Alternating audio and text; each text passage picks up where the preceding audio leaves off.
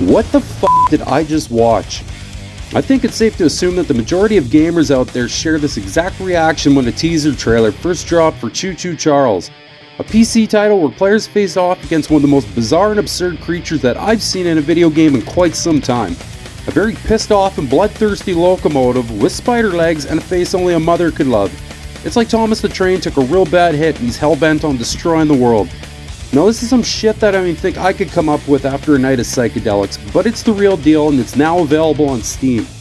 2-Star Games were kind enough to hook me up with an early key to check out the upcoming title, and I was definitely curious to see how this over-the-top, horrifying yet laughable concept played out.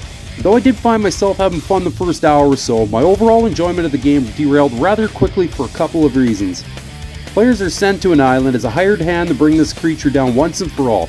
In order to do so, you need to track down 3 monster eggs that have been stashed away in remote locations, then perform some sort of ritual at a temple in order to weaken him and take him out. A few other story elements do come to light as you collect documents scattered across the map, as well as speaking to the remaining locals who just seem quite content and accepting of the fact there's a fucking train of all things cruising around and eating everyone. Your primary means of defense against big old Charles is a train of your own, equipped with a big gun on the back. Now through a handful of fetch quests and collecting scraps around the island, players are able to upgrade it and equip larger weapons to prepare for the big fight at the end. I should also add that Charles is on the hunt the entire time, making his rounds and forcing players to be extra cautious with anything they do. You do spend a fair bit of time on foot, and any run-in with the creature usually resulted in a quick death and the odd jump scare. Encounters on the train, however, were a little more exciting but very brief. The track circulates the entire island and serves as your main path of transportation. Now I found the map to be rather dull for the most part and didn't find many points of interest aside from the few caves or buildings the mission sent you to.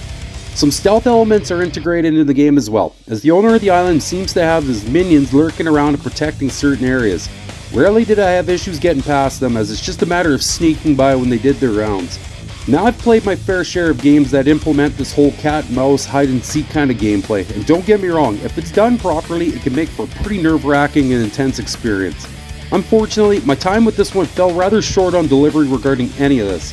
The duration of my playthrough was about 5 hours, and I was lucky enough if I even ran into Charles more than 3 or 4 times, which honestly kinda sucks because I was anticipating a little more frequently.